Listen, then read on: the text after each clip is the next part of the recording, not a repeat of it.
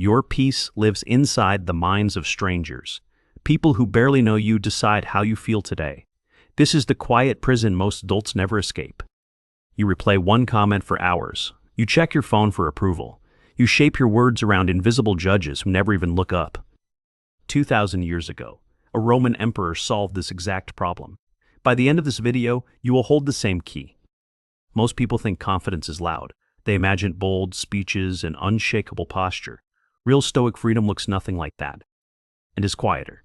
It is colder. It is a man walking through a room of opinions and feeling nothing pull at him. You feel the opposite right now. You feel every glance, every silence, every text left unread. Each one steals a piece of your mind. You rehearse conversations before they happen. You replay them long after they end. You audition for a panel that never claps. This is exhausting. This is invisible labor. And it is the reason your evenings feel heavy even when nothing big went wrong. Marcus Aurelius ruled the largest empire in history. He could have anything. He chose instead to master one thing only. He chose to master his own mind.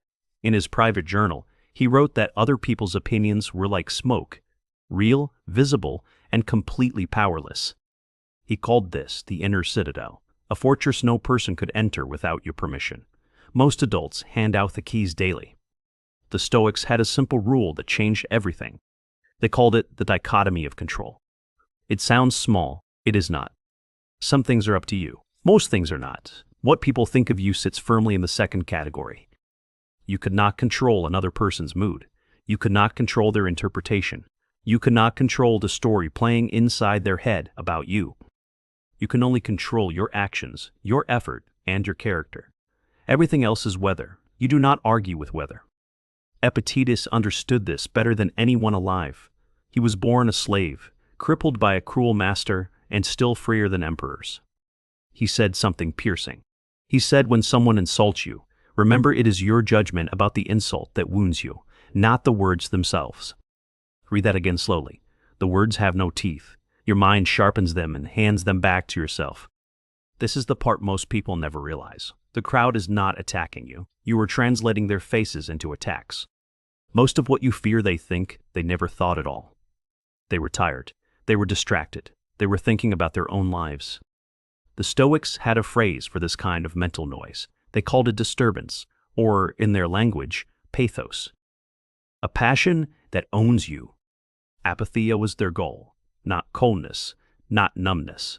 A quiet freedom from being yanked around by what other minds did. Imagine standing in a marketplace full of voices.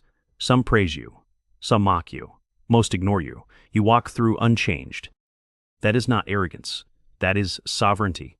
The Stoics believed every adult was born for this and trained out of it slowly. Seneca wrote letters to a young friend about exactly this struggle. He said, we suffer more in imagination than reality. Your worst critic does not live in your office. Your worst critic lives behind your own eyes.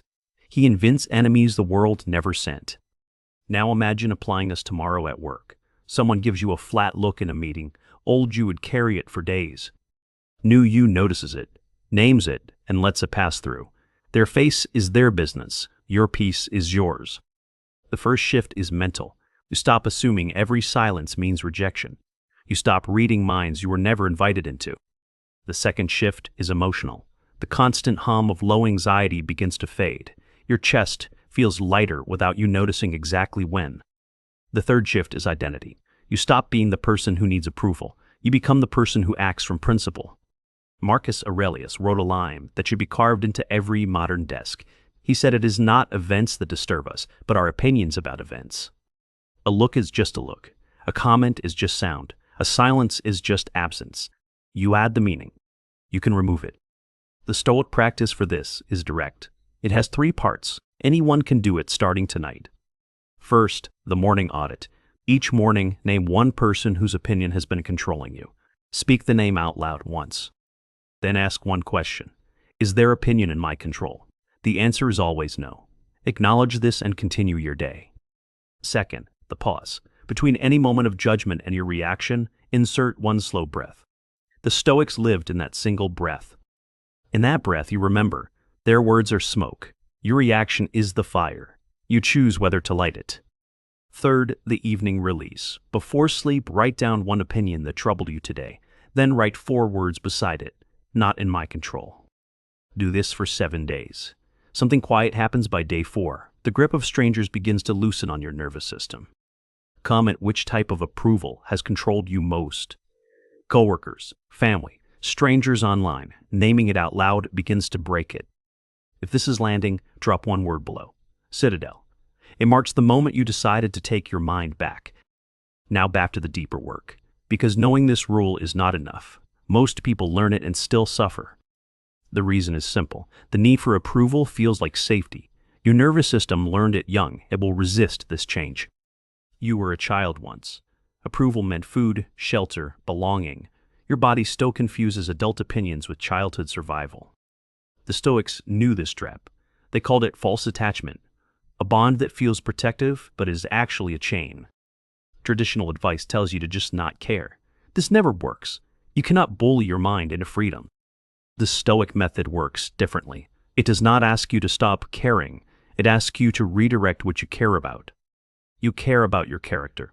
You care about your actions. You care about whether you lived in line with reason today. These belong to you. No one can take them. No comment and shake them. This is where you plant your peace.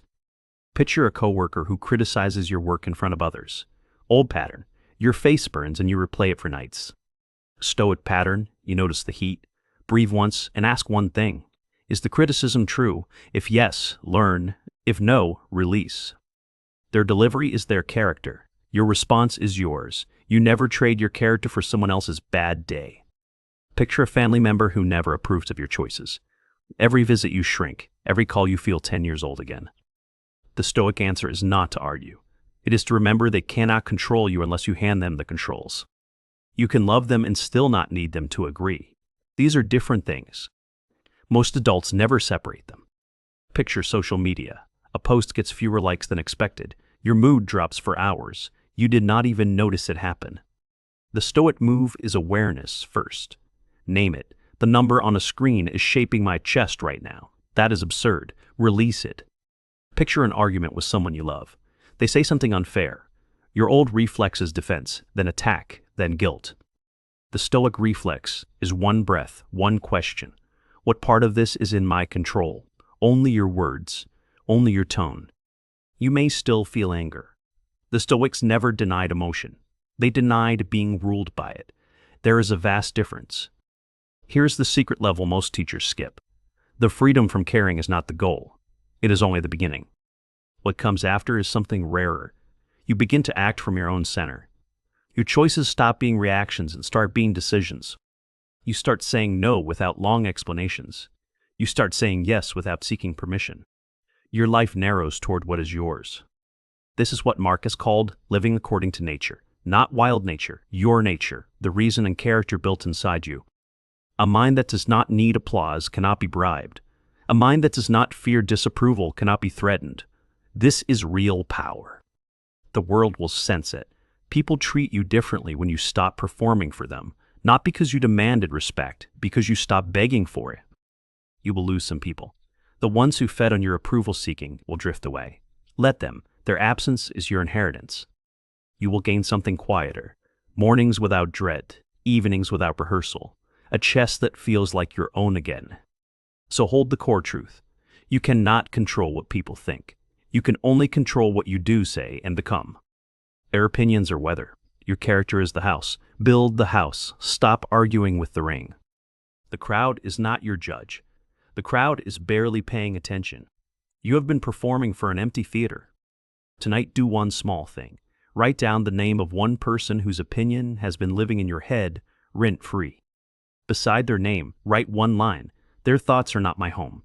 Read it once and close the page. Then for the next 7 days, run the 3-part Stoic practice. Morning audit, midday pause, evening release, nothing more. By day 7, you will notice something strange. A meeting will end, and you will not replay it. A silence will arrive, and you will not fill it with fear. That small space is the inner citadel opening. You built it. No one can enter without your word. If this reached you, comment the name of the practice you will start. Audit, pause, or release. Commitment makes it real. Subscribe if you want more Stoic methods, like this one. We meet here weekly to take your mind back, one principle at a time. Remember this as you go. You were never put on this earth to be approved of. You were put here to live in line with your own reason. The unbreakable mind is not born. It is built, one released opinion at a time. Welcome to the Citadel.